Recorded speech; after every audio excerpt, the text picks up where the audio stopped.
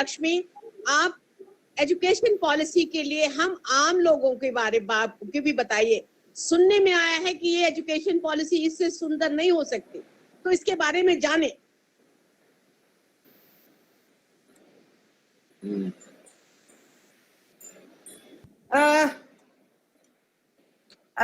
A very good afternoon to all of you.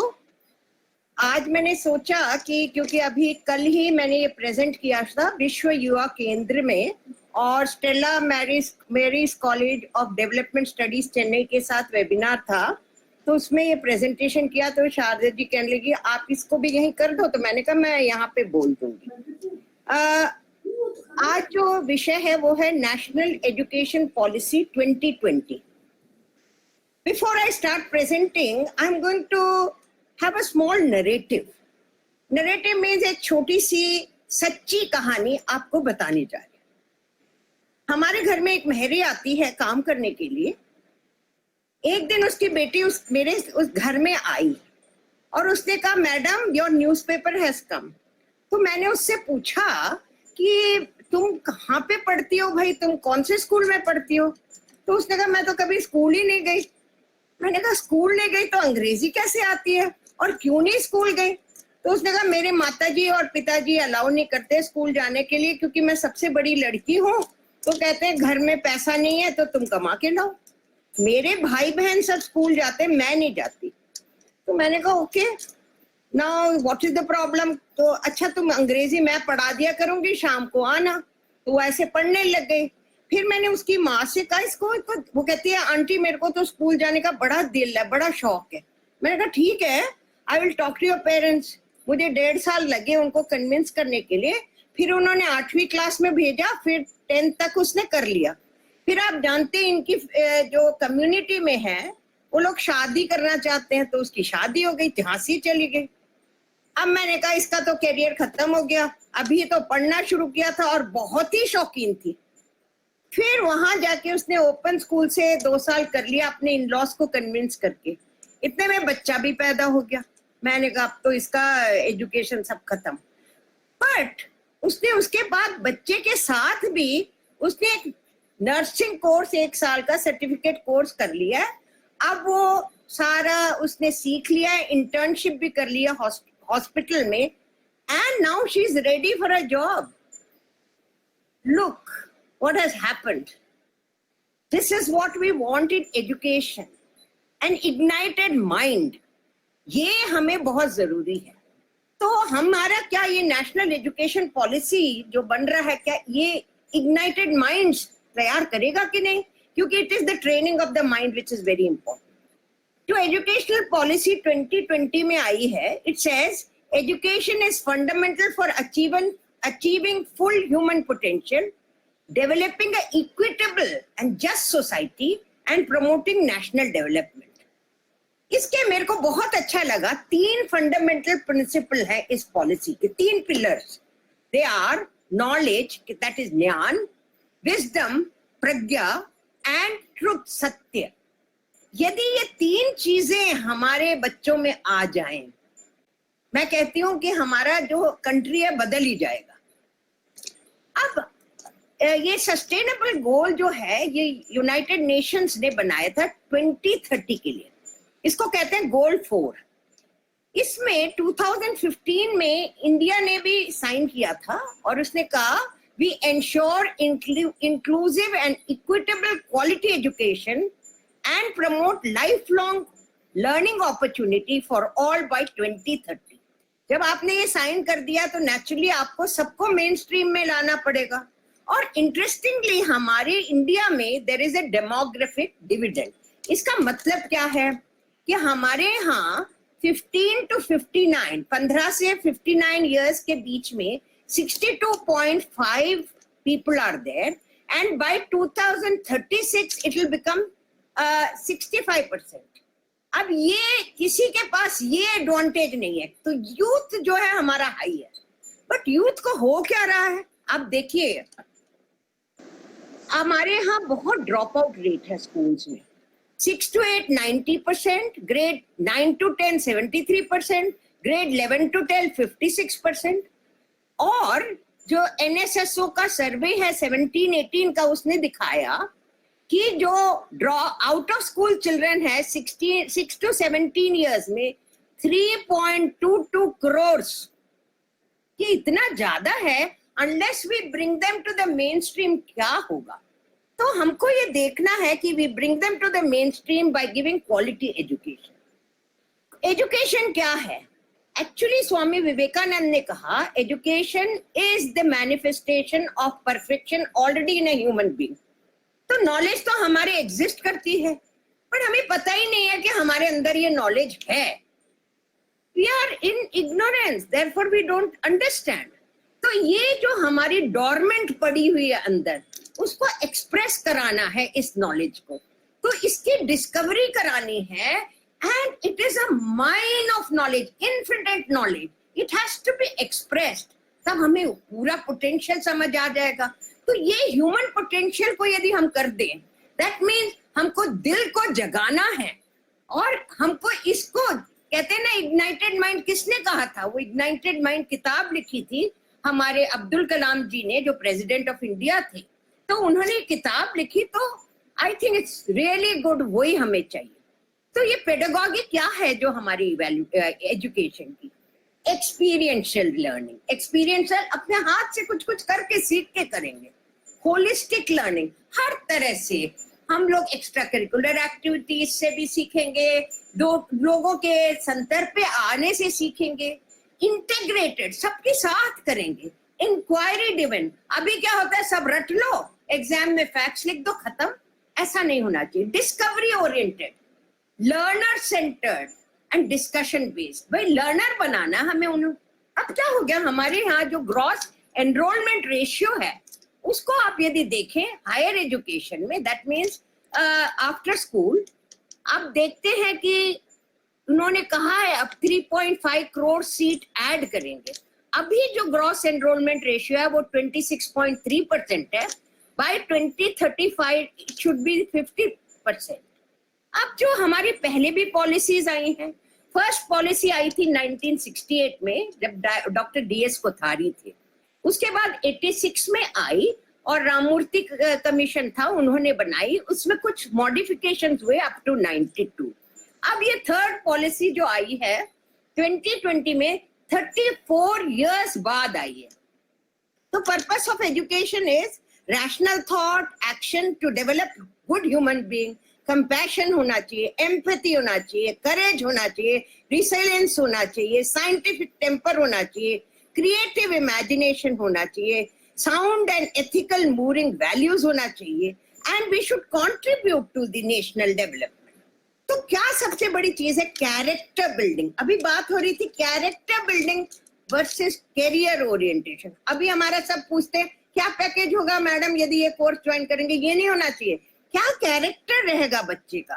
Character is defined by sum total of impressions which form a habit, and repeated habit actually leads to your destiny. और हमें ये बताया, देखिए हमें discipline बहुत लाना है।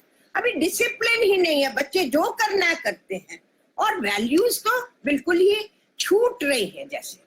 तो हमारे को ट्रूथफुलनेस बहुत बड़ी वैल्यू है, लिथार्जी हटाना है, we have to be active, mind को रिसेप्टिव करना है, माइंड की ट्रेनिंग करनी है, जल्दी उठना है। हम सोते रहते हैं, बच्चे आजकल बाद में उठ जाएंगे, ऐसा नहीं, रात को पढ़ेंगे।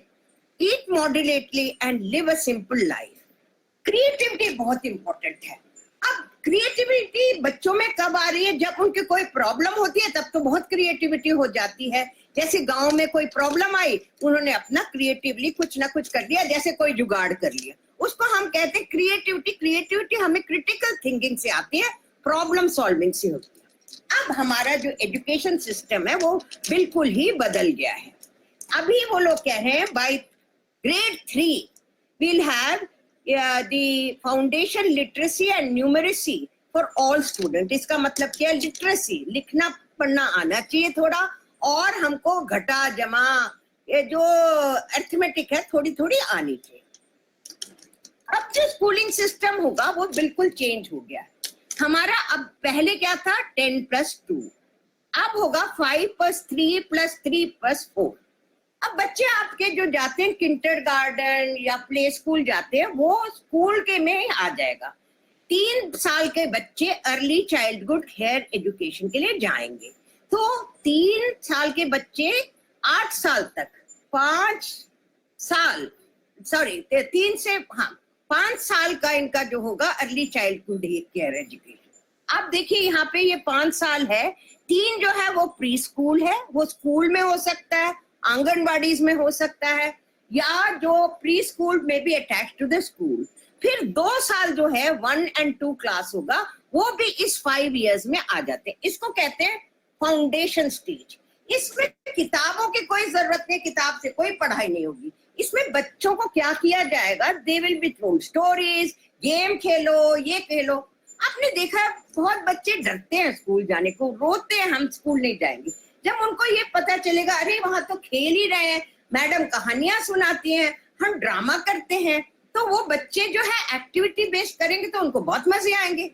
हमारा एजुकेशन सिस्टम इतना एंजॉयबल होना चाहिए कि खुश कर दे बच्चे को कि हम स्कूल जा रहे हैं। उसके बाद आता है 3 साल का जो 3 to 5 इयर्स जो 3, 4, 5, 6, 5 क्लास तक जो है वो कहते हैं preparatory stage. Play, discovery, activity based, interactive and classroom ready. इसमें बड़े सारे कंट्रोवर्सी आ गए, क्योंकि इन्होंने कहा है कि मदर टंग पढ़ाएंगे या आप कोई रीजनल लैंग्वेज में पढ़ाएंगे जो भी सब्जेक्ट। ये नहीं है कि इंग्लिश सब्जेक्ट नहीं होगा, इंग्लिश सब्जेक्ट जरूर होगा, बट रीजनल लैंग्वेज में पढ़ाएंगे। तो तमिलनाडु वालों को ये प्रॉब्लम है कि हिंदी थोपा जा रहा है, ऐसी बात नहीं है। हिंदी कुछ नहीं है, वो लोग संस्कृत पढ़ सकते हैं, कोई और लैंग्वेज भी पढ़ सकते हैं, तमिल में पढ़ा सकते हैं वहां पे। पर थोड़ी प्रॉब्लम आ सकती है जिनकी ट्रांसफरेबल जॉब है। Then we come to the middle school which is 5 to 8। ये बड़ा इंटरेस्टिंग स्टेज है। इसमें आपको एक्सपीरियंशियल लर्निंग होगी, आप एक्सपेरिमेंट करेंगे, science, mathematics, art, social science और ह्यूमैनिटी। इसमें 10 बैगलेस डेज होंगे। इसका मतलब क्या है, आपको प्लम्बर, कारपेंट्री या इलेक्ट्रीशियन या ये सब माली का काम। देखिए हमारे बच्चे और हम लोग ना इन लोगों को बहुत अलग से सोचते हैं, ये लोअर कैटेगरी, ऐसा नहीं होना चाहिए। सभी ह्यूमन बीइंग्स हैं, तो हमको उतना ही इक्वल रिस्पेक्ट देना चाहिए।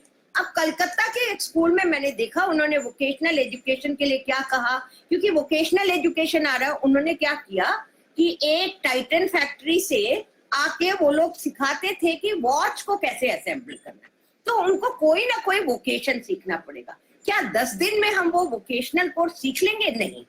तो उसके लिए उन्होंने ये भी रखा, आप इंटर्नशिप कर सकते हैं इन एनी इंडस्ट्री आपको जहां ना है। तो इसमें एक चीज जो बहुत अच्छी लगी मुझको, उसमें उन्होंने कोडिंग रखा है। आजकल जो कंप्यूटर का जो विषय है उसमें कोडिंग बहुत आ रहा है।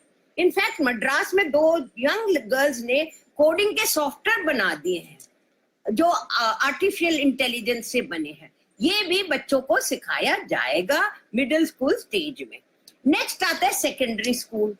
अब इसमें भी एक लैंग्वेज वो सीखेंगे, अपना इंडियन लैंग्वेज। और संस्कृत हर टाइम उसके सामने, बच्चों के सामने सब्जेक्ट रहेगा जिसको सेलेक्ट करना ऑप्शनल है, जरूरी नहीं है कि उनको सेलेक्ट करना।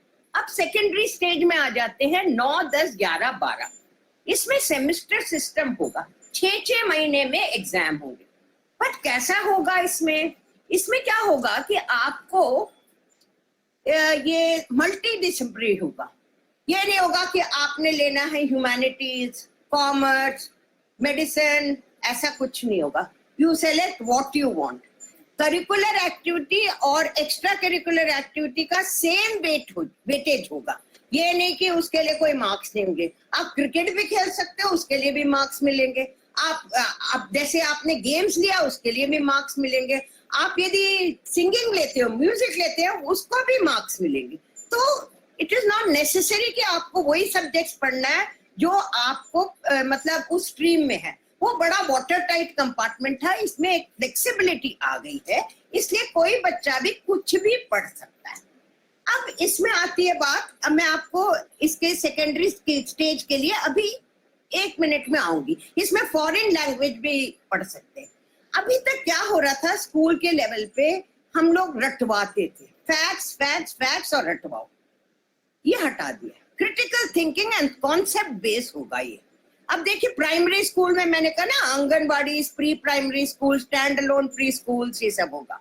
और ये हो गया 5th क्लास तक आपका, और 5th से 8th क्लास हुआ, और बाल भवन सब जगह आएंगे, सब स्टेट्स में बाल भवन बनेंगे।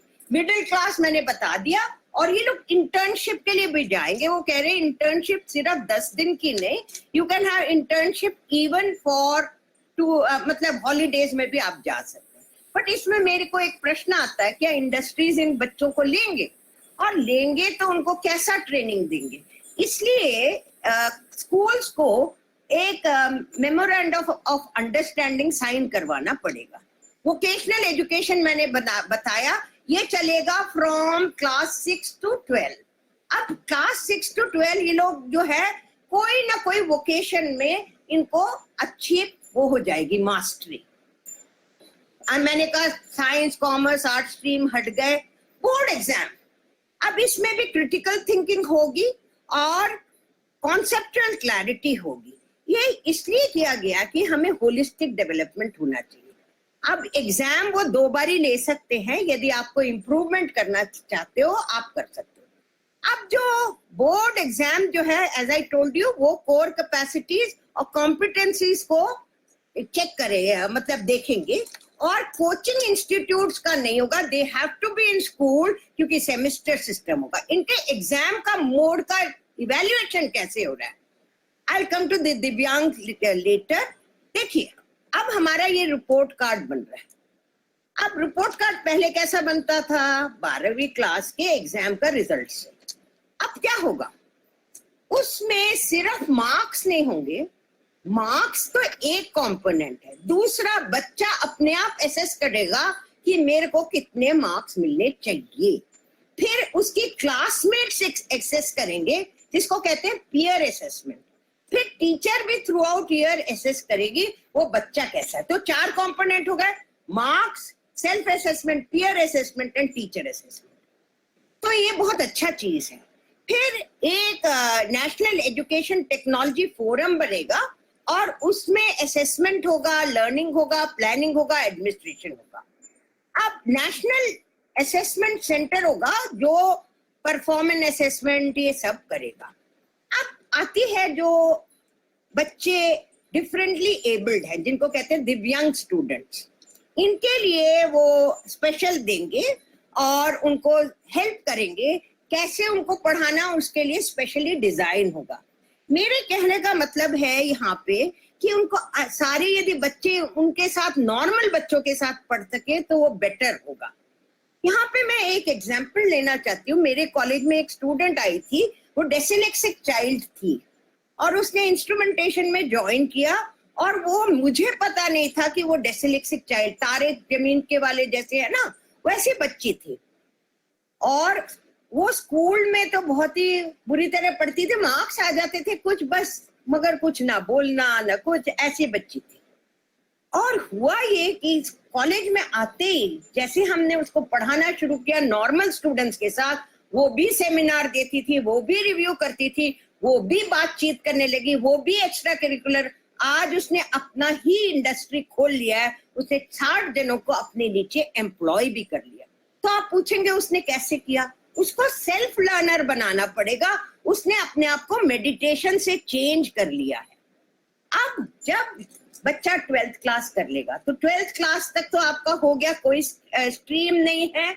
आपका एग्जाम का असेसमेंट मैंने आपको बता दिया कैसे होगा, और उसमें आपको स्कूल जाना पड़ेगा क्योंकि टीचर आपको रेगुलरली असेस करेंगे। ये नहीं कि आप कोचिंग क्लास में जाके बैठ जाएं।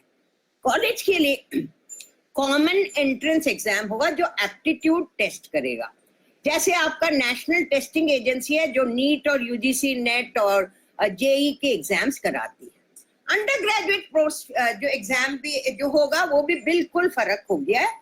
आपका जो होगा या तो 2-3 साल का होगा या 4 साल का होगा। अब जो है इन्होंने 3.5 करोड़ सीट इंक्रीज कर दी है अंडर ग्रेजुएट में, और इसमें देखिए बहुत अच्छा किया है क्योंकि कई बार कई बच्चे जो है 1 साल करके निकल जाते हैं मगर उनको कुछ नहीं मिलता। तो वहां पे भी मल्टी डिसिप्लिनरी है, आप कोई सब्जेक्ट सेलेक्ट कर लो और उसके आपको ग्रेड्स मिल जाएंगे। उसका करिकुलम अभी बनेगा, स्कूल्स का भी और इसका भी। आप 1 ईयर करते हैं तो आपको सर्टिफिकेट मिलेगा, 2 इयर्स करेंगे तो डिप्लोमा मिलेगा, 3 इयर्स करेंगे तो डिग्री मिलेगी, और 4 ईयर करेंगे तो डिग्री विद रिसर्च। अब इसमें जो इंटरेस्टिंग बात है वो है यहाँ पे multiple entry and exit option. आपने 1 साल किया, आपने सर्टिफिकेट किया, आप सोचते हैं आप जॉब करना चाहते हो, जॉब करके आए 2 साल बाद, फिर आपने डिप्लोमा किया, उसका जो क्रेडिट है वो काउंट होगा। इसी तरह आप कभी भी निकल सकते हैं। 3 इयर्स बाद आप यूपीएससी एग्जाम, जॉब सबके लिए एलिजिबल होगी।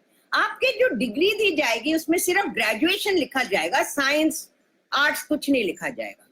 अब मास्टर्स प्रोग्राम 1 साल का भी हो सकता है, 2 साल का भी हो सकता है। जिसने 4 साल किया है, रिसर्च के साथ डिग्री ली है, उसको 1 साल का मास्टर्स प्रोग्राम, और जिसने 4 साल 2 साल 3 साल किया है डिग्री, उसको 2 साल का मास्टर्स प्रोग्राम। एमफिल हटा दिया गया है, पीएचडी 4 साल की होगी, और पीएचडी में जो बच्चे जाएंगे उनको टीचिंग भी कराया जाएगा, उनको करिकुलम डेवलपमेंट का भी ट्रेनिंग दी जाएगी, इवैल्यूएशन की भी ट्रेनिंग दी जाएगी, ताकि जब वो कॉलेज में आते हैं ऐसा ना हो कि उनको पढ़ाना ही नहीं आता। अभी तो उनको कोई ट्रेनिंग नहीं होती पढ़ाने की। देखिए, एक एकेडमिक बैंक ऑफ क्रेडिट बनेगा जहां आप ऑनलाइन अपना क्रेडिट स्टोर कर सकते हैं, तो ये आपको पता रहेगा।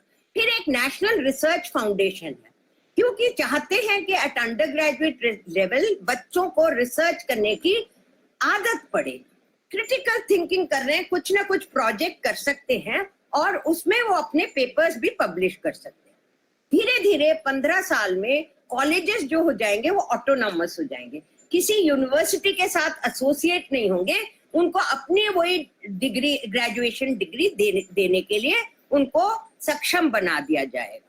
फॉरेन यूनिवर्सिटीज आएंगी इंडिया में, और वो फॉरेन यूनिवर्सिटीज जो है वो 100 फॉरेन यूनिवर्सिटी अपने कैंपसेस यहाँ पे बनाएंगे। बट सारी फॉरेन यूनिवर्सिटी ने 100 top ranked world universities will come and have campuses in India. अब टीचर एजुकेशन कैसे होगा? बहुत बच्चे टीचर बनना चाहते हैं। Teacher education will be a dual degree and it will be a 4-year program. ये स्पेशल इंस्टीट्यूट ऑफर करेंगे आपको। 2030 तक सब टीचर्स जो होंगे उनको 4 साल का बीएड करना पड़ेगा। इसमें ड्यूअल डिग्री होगी, bachelors degree in education and in a specialised subject. It will be an integrated course जिसमें sociology, history, science, psychology, early childhood care and education, foundation, literacy, numeracy, values, ethos, art, tradition, सब। अब जिस बच्चे ने 4 साल का course किया है कॉलेज में मल्टी डिसिप्लिनरी में, उसको 1 साल का बीएड यही करवा देंगे, और जो जिन्होंने 3 साल का ग्रेजुएशन किया उनको 2 साल का बीएड का करने के लिए कर सकते हैं। और जो टीचर्स एक बार स्कूल में आ जाएंगे उनको 50 घंटे का कंटिन्यूअस प्रोफेशनल डेवलपमेंट के लिए हर साल जाना पड़ेगा, क्योंकि नई नई चीजें आती जाती हैं। अब तो डिजिटल टेक्नोलॉजी आ गई है, इन सबको ठीक है। अब देखिए, teachers have to be role models. उनको ये नहीं होना चाहिए कि भाई टीचर आया क्लास में चला गया। टीचर को सिर्फ क्लास में नहीं बच्चे देखते, वो सब जगह बच्चे देखते हैं, वो कैसे बिहेव करता है या करती है। तो हमको उनका मॉरल कैरेक्टर बिल्कुल अपराइट होगा। They should follow the righteous pathway, तभी तो बच्चे भी वो करेंगे, नहीं तो नहीं करते। तो क्वेश्चन आता है, भाई टीचर पढ़ाएगा क्या? उसको तो भाई बच्चे के अंदर जो नॉलेज है उसको निकालनी है, तो उसको ट्रेन करना है माइंड को, बच्चे का। तो a teacher needs to help the student learn how to think, what to think, how to discriminate. विवेक होना चाहिए, क्या ठीक चीज है, कोई क्या राइचियस चीज है, क्या नहीं राइचियस, हाउ टू अप्रिशिएट। तो जो चीफ इंस्ट्रूमेंट हमारे अंदर है, ट्रेनिंग ऑफ स्टूडेंट्स माइंड। अब जो मिनिस्ट्री ऑफ एजुकेशन, अब रेगुलेटरी पार्ट में आ रही हूँ, मिनिस्ट्री ऑफ एचआरडी मिनिस्ट्री को कहेंगे ministry of education. Human resource development ministry से चेंज हो जाएगा नाम, और उसमें एक सिंगल यूजीसी हट जाएगा और all India council of technical education हट जाएगा। There will be only one education body, higher education, the higher education commission of India. और उसके नीचे 4 डिफरेंट ब्रांचेस होंगे, 4 independent verticals, national higher education regulatory council for regulating the institution, general education council, इसका standards लगाएंगे। जब भी बाहर बच्चे जाते हैं अब्रॉड, उनको पता होना चाहिए वो किस स्टैंडर्ड में है, तभी वो लेते हैं उनको। इसलिए हमको यूनिवर्सिटी में लिख के देना पड़ता है, यहाँ पे ये लोग स्टैंडर्ड्स बना देंगे। हायर एजुकेशन ग्रांट्स काउंसिल जो है वो फंड करेगा। फिर नेशनल एक्रीडिटेशन बोर्ड जो है काउंसिल, ये जो करेगा आपके जो इंस्टीट्यूशन को ग्रेड करेगा, ए ग्रेड है, बी ग्रेड है, A+ है, C है, ये सब बताएगा। तो बट देन ये सारों को नहीं करेगा। जो इंडियन काउंसिल ऑफ एग्रीकल्चर है, रिसर्च है, वो अलग रहेगा, वो एग्रीकल्चरल कॉलेजेस को देखेगा। वेटनरी काउंसिल ऑफ इंडिया रहेगा, national council for teacher education रहेगा, काउंसिल ऑफ आर्किटेक्चर रहेगा, national council for vocational training and education. अब ये नेशनल टेस्टिंग एजेंसीज वो कराएंगे। जो मैंने अभी आपको बताया, नेशनल एजुकेशन टेक्नोलॉजी फोरम होगा, जो सारा एनहांस करेगा सारा डिजिटल टेक्नोलॉजी। उसमें जो आपके जो कोर्सेज है वो पूरा डिजिटाइज कर देंगे, टीचर्स डिजिटल में पढ़ा के आप उसको एक्सेस करेंगे फ्रॉम द वेब। फिर नेशनल असेसमेंट सेंटर परख, ये असेस करेगा स्टूडेंट को, और ये फॉरेन यूनिवर्सिटीज मैंने आपको बताया। एक और चीज है जेंडर इंक्लूजन फंड। अब जहाँ पे ट्राइबल्स और औरतें जो है पढ़ाई के लिए नहीं जा रहे, उनको gender special zone, special education zone बनाएगा, जहाँ डिसएडवांटेज है, स्कूल्स पास नहीं है रीजन्स में, ये सब है। एक और चीज जो उन्होंने कही है वो ये है कि जैसे यदि स्कूल आपका दूर है, तो वो ऐसे जो ट्राइबल्स के बच्चे हैं और जो SC ST हैं, उनको साइकिल्स देंगे ताकि वो अपने स्कूल को जा सके। तो GDP फॉर एजुकेशन पहले 3% था, कह रहे हैं 6% करेंगे। 6% कहते आए हुए हैं, बट कभी दिया नहीं है। डिजिटल इंफ्रास्ट्रक्चर, इसको कहते हैं digital infrastructure for knowledge sharing, Diksha. ये जो है सारे टेक्नोलॉजिकल इन्वेंशन, ये सब हेल्प करेंगे टीचर्स को लैंग्वेज बैरियर्स को रिकवर करने के लिए। तो अल्टीमेटली जो लर्निंग्स मैंने अपने कॉलेज से सीखी है, सबसे बड़ी चीज जो बच्चों को आनी चाहिए वो है कम्युनिकेशन स्किल। हमारे कॉलेज में बहुत ही अलग तरीके से हम लोग करते थे कम्युनिकेशन स्किल। उनको बच्चों को बोलने के देते थे, लिसनिंग स्किल है ही नहीं, बच्चों को सुनते ही नहीं है तो अपनी चलाते। तो ये एक इम्पोर्टेंट है। Train the students to become self learners. होता क्या है कि उन्होंने एग्जाम में रट्टा मारा और खत्म हो गया। यदि वो सेल्फ लर्नर्स नहीं हुए तो कैसे होगा? तो हम क्या करते थे कि बच्चों को अपनी क्लास में बुलाते थे, they review a subject, they present a subject, और कोई स्टूडेंट, उनको पता नहीं होगा कौन इंट्रोड्यूस करेगा स्पीकर को और कौन उस सब्जेक्ट को इंट्रोड्यूस करेगा और कौन उसको थैंक करेगा।